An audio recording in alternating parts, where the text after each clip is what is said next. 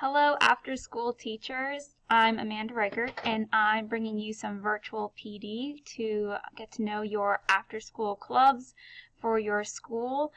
This virtual PD will be accompanied by some questions along the way to keep track of what you're learning, as well as discussion boards to catch up with other teachers who are learning the same things as you and teaching some of the same classes. This PD will have everything that you need in order to successfully begin and run your after school club. And if you have any questions at the end, you can always let me know. My email is my name, areichert@DASD, or you can catch me on Schoology or Twitter. Alright, so this is the online virtual PD for Hummingbird novices. These are teachers who are teaching Hummingbird robotics after school for maybe the first or second time for grades 3 to 5. This PD will give you everything that you need in order to at least begin your course with your students, feel confident enough about the material, and then get yourself started with your kids. And you're welcome to come back with me for more information or with any questions that you may have.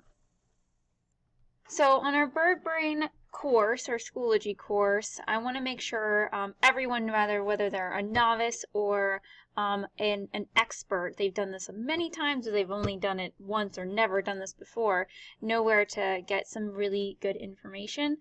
Everything on here is fairly much the same it was before. It's just I'm trying to reorganize things so that they make a little bit more sense. For example, pretty much everything you need for Hummingbird would be in this Hummingbird Galore Level 1 folder. But what I've done is move some things around. So for my old people, you'll find that a lot of things are gone you don't need anymore, or they were moved down into here. And a lot of my newer people, you'll find the things that you need to be right there. So many of you have seen this and some of you have not seen this before, but I want to direct everyone's attention to the new Hummingbird Design Notebook.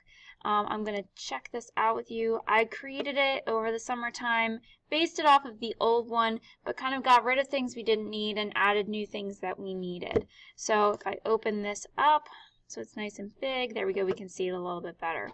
You can see a lot of the things are the same, but some are easier. For example, I have information for the kids' name and their group members' names, dates if that is something that you need. There's links as well as QR codes to resources that kids could use. Super handy down there. There's the design process, nice and big and bold. You could go through that with students. And then the pages walk through that process. Now what's really nice is, and this you'd be careful when you print this, there's multiple pages that are for different types of programs. So the first page is for Snap, which you can see here and I wrote down in the comments.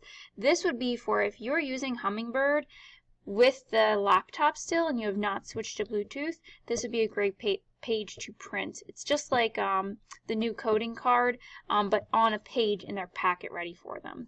I have other pages that are incomplete, one for Scratch and one for Make Code, which are all compatible with the Hummingbirds, but I have not completed them because I haven't had a reason to complete them yet. But the one that you want, and the one you'll need to print, is this one. It's the one for Bird Blocks, and this is of course our new iPad-based program to help the kids get coding. And of course then it goes through. There's a page for understanding what you're doing and creating a design and planning that out, and of course testing and evaluating those sources. So if you are using that old Make-a-thon program guide, I believe it was called, or design notebook or something like that, you can switch over to this new one. That would be a really great thing to do. Back in our Schoology course, back in our Hummingbird folder, is also an Intro to Hummingbird Google slide. And this is just like a great place to have all the things you need. For my newer people, I'm going to spend a little bit of time going through all of the slides with you. My older people, I'm going to direct you to some specific slides that I think that you probably haven't utilized, but you could, and it would be very effective. So for my teachers who are doing this for the first or the second time, what I'm going to do is take you through our Hummingbird Google Slides first. And then I'm going to take you back to the pacing guide and talk about how everything works with your kids. So I want to give you a good foundation on the robotics and understanding how to get things going, and then talk about piece by piece what each week or each day will look like. So I'm going to pull this up a little bit bigger and start on the first page. And as you can see, this is, the intro to robotics. The second slide is my contact information. Please don't hesitate to let me know if you need something. I mean, that's what I'm here for. I am a regular classroom teacher, but you can always email me or, message me or call, and I'm here to help you if you need something.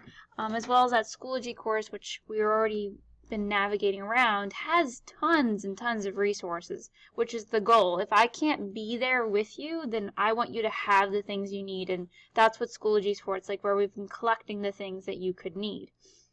I have habits of mind built into this. One of the reasons is because I've built this also for iDesign teachers to use. So this might be something good to help guide your students' thinking along the way and after school as well. It's just to help them get the whole idea of the teamwork and the process as part of this is not just product. This is a very process-oriented kind of after-school activity. We also have a slide here, which I hide because you don't always need it, but it's there if you need it. It's goals. Sometimes when I work with kids, they just need to see what they're doing. So I'll write down, like, today you are doing this, and so that they know exactly what they have to accomplish. So let's talk about the robotics themselves. These are the two circuit boards. They're the same, but they're different generations. This is the Hummingbird Duo. That's what we have here at Downingtown. This is the Hummingbird Bit Controller, which hopefully we will be getting some new materials to help upgrade our old ones to be more like this new one. But for now, this is what we've got. This circuit board is the same thing that's on the inside of your computer or the inside of your phone. It's almost like it talks to the things around it and makes them go. It's really, really cool. When you tell kids stuff like that, all of a sudden they start connecting the dots and really picturing it as a robot instead of just like a piece of technology. That's what it looks like at first. The Hummingbird Robotics Kit comes with all of these pieces and all of this stuff. Very importantly, you'll tell kids you're going to be using motors, lights, and sensors pretty primarily. We have new Bluetooth adapters that should already be attached to your circuit boards and new battery packs that should already have been used and trialed and errored. The battery packs, they do get break if you are rough with them, so be very careful with those, but you can tape them back together. I've done that when they've broken. I just tape them and then they're perfectly fine. So that's something to just keep in mind in the back of your head. As a robotics teacher, a lot of times you need to start off with things to kind of get kids going, and one of them is understanding the whole design process of building things that have a purpose. So this is a great introductory activity called Ready, Set, Design. It involves watching the video, which tells you exactly what to do, picking a challenge, which I already have some written for you, setting a timer, and having the kids build and create something, and then present what they create at the end. I'm kind of going to leave it at that because you can watch the video and see more, but I do this with kids every single time I see them, whether I've seen them once or twice or 3 times, and a lot of kids request to do it again, and it's such an easy thing to do that I'll do it maybe more than 1 week in a row because the kids just enjoy doing it. Another item to think about is building with cardboard, which I have built into the new pacing guide that I'm going to show you in a little bit. The idea is when you give kids all this stuff, we found that they're kind of terrible at cardboard. They are not very good at understanding how to make the things work. So instead, by starting with this is how to use cardboard and these are things that will help make things work, it really bridges the gap. And then they're using a little bit less duct tape, and then they're using a little bit less glue because they're using their cardboard effectively. So that's a fun thing to do with them. I usually have kids make their own poster, so I'll go through it with them and then maybe do like a design challenge, like a Ready, Set, Design. but now you have to use an attachment in your design.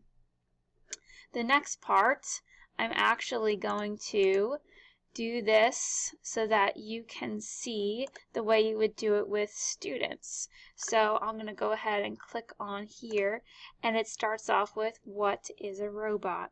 So I'm going to ask you to tell me what you think a robot is. Alright, now give me an example of a robot in your everyday life. Alright, now let me tell you, when kids give me that answer, they come up with all kinds of crazy stuff. They'll say, well, a robot is like, basically it looks like a human, but it's made of metal and it does things for you. And then I'll say, what's an everyday robot? And a lot of times they come up with computer and TV and phone, which all can be robots, but they're not necessarily robotics. So here's the exact answer to this question. Robots do three things. They sense, they think, and then they act. They have to do these three things in order to qualify as a robot. Here's the best example. I'll say to kids, do you ever go to the Target? They say yes. Well, do you ever walk through the automatic doors and pretend you're a Jedi and use the Force to open the doors? And of course they all say yes, because you know every kid has done that, because Star Wars is fairly popular these days. So I'll say, okay, well, that door unfortunately isn't opening because of the Force. That would be cool, but it is opening because it's a robot. The robot part is there's a sensor in the top of the door, and it sees you coming, right? It senses. It thinks about what to do, and it acts by opening the doors for you. Right? Another famous example is the automatic flushing toilet. Yes, it is a robot, and of course kids really get a kick out of that one. Anything that's not a robot is called an animatronic or a puppet. These are things that just do what you tell them to do. Like, honestly, like the TV. Click the button on the TV, the TV turns on and off. I mean, there's no sensory required there. It's just doing what you tell it to do. Your computer, I press the letter A. The letter A pops up on the screen. There's no complex sensory going on, and it's just an animatronic. So really, the sensor part of this is really, really important to get across to those kids, that that's what makes it a robot. And that'll be part of their challenges later on. When you're ready to do the robotics with the kids, I always introduce them to the app and things first. And this is something you might want to do on your iPad as we go through this video. So you'll open the BirdBlocks app, which actually is now blue. So right up here, it looks like it's orange. It's blue now. So I'll go ahead and change that, but I'll do that after I'm done talking to all of you. There are a few things to notice. When you open the app, there is a little file button at the top left, and this is to start a new project. You really want your kids to start a new project and name it by their project's name. So maybe day one they're just calling it Intro to Robotics, but the next day they start a new project and they call it whatever they're making. Like, oh, I'm making a panda. I'm going to call it Panda. Because if they don't go back into that file, then they don't have the code that they need. Or if they decide to just use whatever they see when they open their iPad, they could be moving code or eliminating or deleting code that they needed for something else. So that's just an organizational piece. The next piece is this little button up here that has the Hummingbird and a link. So I call it the Hummingbird link because I think that logically makes sense. And this is where you connect your device. Your Hummingbirds themselves are Bluetooth enabled. So this is where the Bluetooth is going to connect to the app, and you'll go in and find the name of your board, and they all have their own individual names. Now that should be set up for you. But if it's not, then that's something that you can always let me know, and we'll talk about setup in another setting, per se. Now, when the kids get on, all of these Hummingbird Duo blocks, which are the ones that they need to use, they do not use other Hummingbird blocks, the Duo ones is the one we need, are going to be gray. They turn blue once they're connected. So that's a really good indicator of if something's not going right. Well, are all of your blocks gray? Did you connect to your Bluetooth? Okay, now this is the part where I'm going to kind of go away from the screen and sort of show you the physical aspect of what all of this is in person. So over here I've got my document camera so you can see what I'm talking about, and I'm going to pull out my Hummingbird. Alright, now here's my Hummingbird circuit board ready to go. You can see I've got some things plugged into it already, but I always tell kids when you look at this, you read it like a book, right? When you need something, you go and find it. Let's say I'm ready to plug in an LED light. Well, I go and I look for the words LED, and then I plug it into the first slot, which is port 1, and that has a lot to do with your coding. As far as the wires go, quick information, helpful hints. The black wires are always negative. That's actually a really important rule of circuitry. Like if you hire an electrician to come to your house, all of the black wires in your walls are going to be negative grounded wires, right? All of the red wires, like the one over here, are positive, which is why this one is in the plus spot for that sensor. And then on the other hand, on the sensors in particular, the yellow wire is sensor. I say it's yellow like the sun for sensor. It's just a little quick thing to help kids remember what is what. And then other things just, you know, fall into place. For example, the tricolor LED is tricolor because it has 3 different colors inside. Red, green, blue is the colors that make up computer light. So we have red, green, blue, which is a red wire, a green wire, and then a blue wire. So logically, those ones fall right into place. You really just need to know that the black is minus, and you can kind of go from there. Now I'm ready to connect this to my iPad and start playing around and getting kids moving.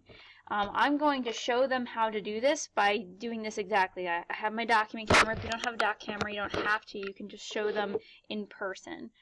You need to, of course, open the app. So I'm going to go to my iPad.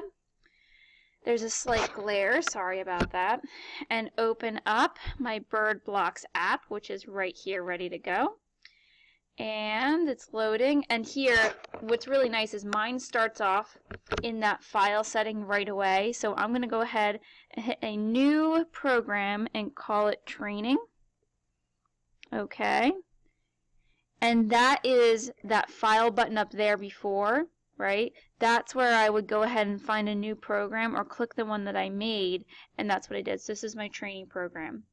We start over here with the Robots tab, and we want to use the Hummingbird Duo block. So we open up there, and notice they're all gray, and that's because nothing is connected. So I need to go up to my Hummingbird link and connect a device, and it's going to start searching for devices. Now notice it doesn't see anything, and the reason is my circuit board isn't even on yet.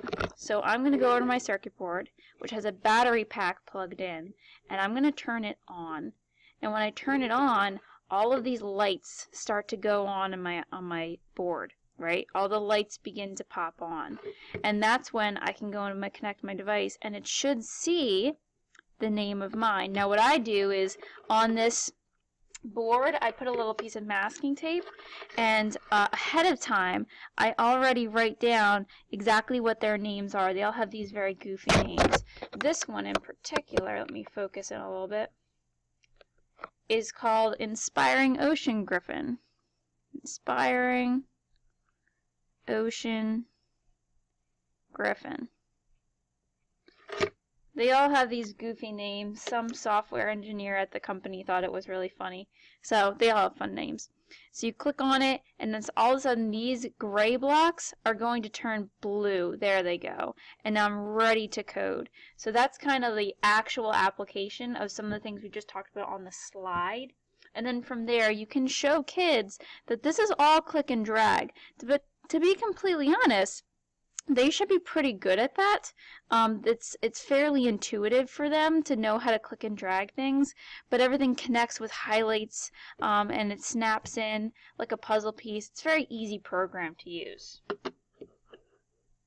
Now back to my Intro to Robotics Google slide. that was like the physical adaptation of the slide that you see in front of you and how I would introduce it to kids.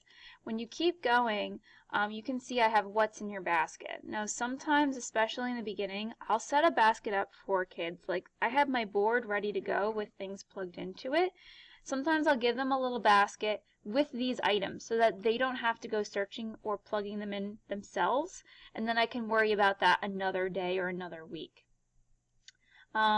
Sometimes I'll tell or show kids what their resources are. There's the Hummingbird Design Notebook, which I believe I talked about earlier. There's more resources. This is a video how to connect the wires in case you do not know or kids don't know. Really simple, no words, it just shows you how to do it. The last thing is at the beginning, right? I'll show them how to connect. I'll do all those things. I give them a coding card and I challenge them to do these 3 things. The basic idea is that if kids can do these 3 things, if they can code a light, if they can code a sensor, and they can make a light sensor happen, they can do anything. Literally anything. Coding is completely pattern based. So I'll show you again here too. Back to our camera, this is the coding card, which I would show them, which I believe has more information on this later in the video, but I just give this to them. I do not spend time teaching kids how to code stuff because I don't need to, right? They can figure things out themselves. And this is nice too because you do not have to be an expert in coding in order to teach kids how to do this. You just have to give them the appropriate resources and be there as almost like a moral support and saying, you can do it, go figure it out, and they absolutely will. Here is that coding card in person. So what I did was I printed it in color, double-sided, and cut it in half. All right, so on the one side is the coding information, and on the other side is just the blank saying this is a coding card for this app. And of course, I've updated this to be blue as the app is blue, not orange anymore. So keep that in mind. Mine are slightly behind, but the ones that you print out would be ready to go. So what's great about this is this information basically that you had in the Makeathon guide before, but now I've made a brand new design notebook, which I will show you, as well as this new coding card, and it has little reminders along the way. I wrote it right at the top. Coding is all about patterns. The idea is if your kids can do these 3 things, if they can make lights, if they can make motors work, and if they can make a sensor sense, then they could really do anything because that's what coding is. It's following these patterns. So for my new people, this is the basis of what you need, and for my old people, you already know this is what you need. It's just this is a brand new resource to help you get there. Now, as far as in print and everything, I printed these through Bob Laffey through our new print system in color on cardstock and had him laminate them for me. So it was really nice. I really didn't have to do any of the work. And again, this isn't even something that you might need the first week of class. You might want to use this the second or the third or whatever weeks. But I literally just keep this inside of a basket with the other materials the kids are using so that they have everything they need all the time. Now I'm back in my Schoology page in the Hummingbird Level 1 folder, and we just took a look at the Google Slides, which kind of help walk you through a lot of the intro material with your kids. Now the other thing is, you're probably wondering, like, what am I supposed to do each week and each day? And that's what I have here for you. So the first thing listed in this folder is a Hummingbird Level 1 pacing guide. I actually just updated this so it's ready to go for everybody. And I'm going to push this out of Schoology so it's easier to see and read.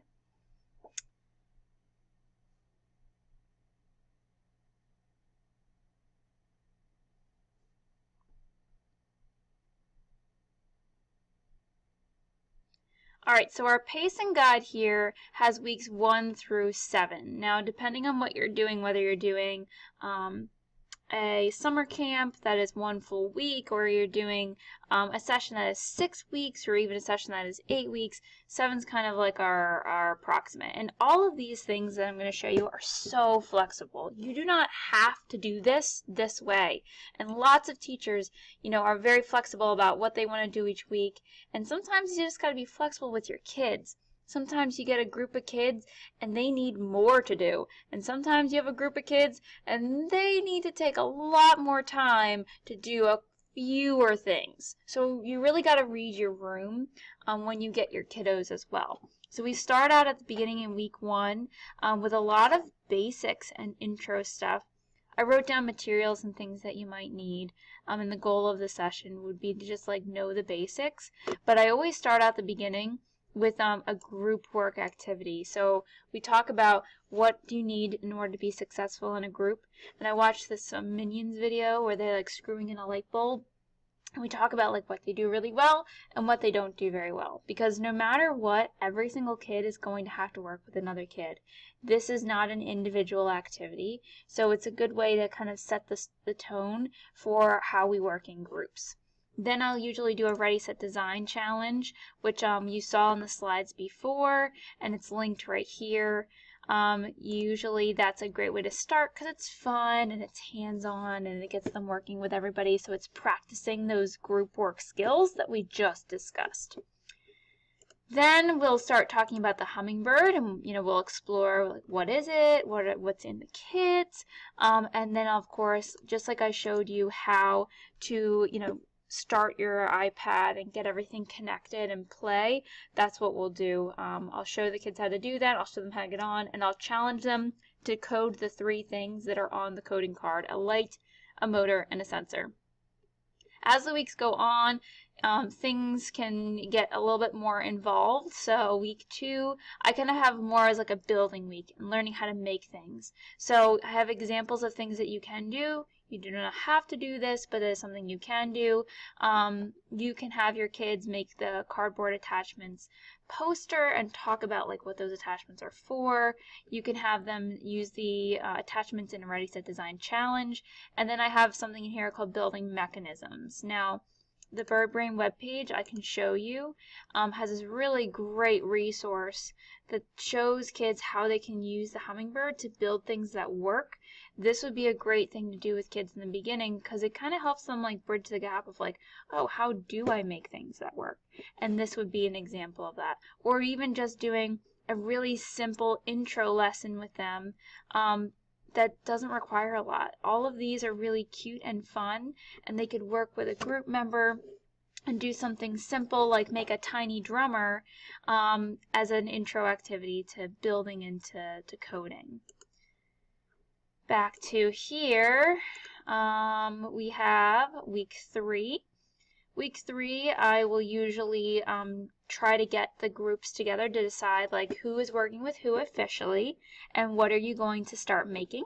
So I have the design notebook and all the pages that you go through to kind of guide them to say like, okay, today you're getting in your groups.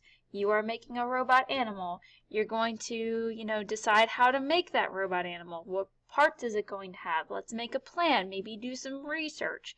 And that's a great day to just sort of regroup and make sure who's with who. Another quick tip, especially with grades 3 to 5, you end up getting a mixed bunch, and I recommend like pairing younger kids with older kids. So if I have 5 5th graders and I have a bunch of 3rd graders, I'll tell the 5th graders you need to each be in a group with 3rd graders. And you guys are going to be the ones that are the team leaders and help those 3rd graders get through their project. A lot of kids just want to work with their friends, and that's okay. There's nothing wrong with that. But sometimes you just get a better product if you strategically help those groups, plan themselves out. Week 4, I have it set that you start building and prototyping. You start, like, let's say they're making a robot animal. You just have them start building the shell of the animal and have that plan of where the robots are going to go in it, but building the shell. And you'd be surprised how long it takes them to do that. I usually give them the entire day, like the whole 2 hours, just build your prototype and have no robotics out. I called it building day, and they do get really excited about that. So once they have a prototype, they can start putting robotics into it and building. And from here, it just gets really flexible. It's all about like how much time do they need to build? Do they need a challenge?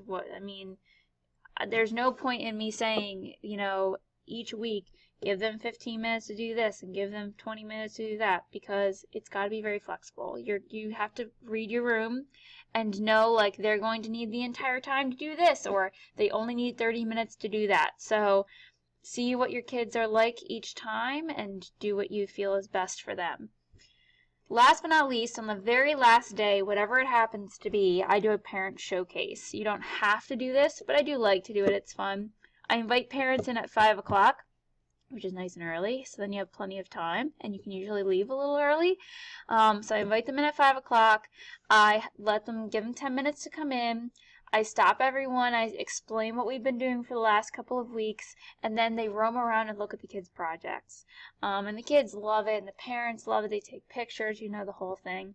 And the kids can take home their design notebooks. They can take home the shell of their robot, but they can't take home the components. You have to take the robotic parts out, and then the kids can have the cardboard stuff that's left when you're very done. And then, of course, if the parents come at 5, and you get done a little early, then you can head home a little early, which is nice.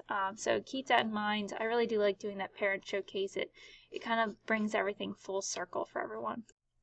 Alright, my new robotics teachers, I know this was a lot of information, and it is tough too because it's all presented to you virtually, so it's even a little bit more to digest because it's all happening at once.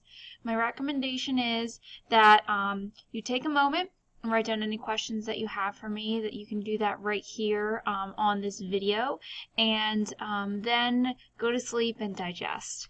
Tomorrow morning when you wake up, you'll figure out all the things you missed, and you'll be like, oh, what was that thing, and I don't remember this one thing, and oh, I wanted to know more about that. And that's when you email me. Alright, so again, thank you so much for partaking in my professional development. I appreciate your flexibility with doing this virtually, and if you have any questions or need anything, do not hesitate to contact me. Thanks so much.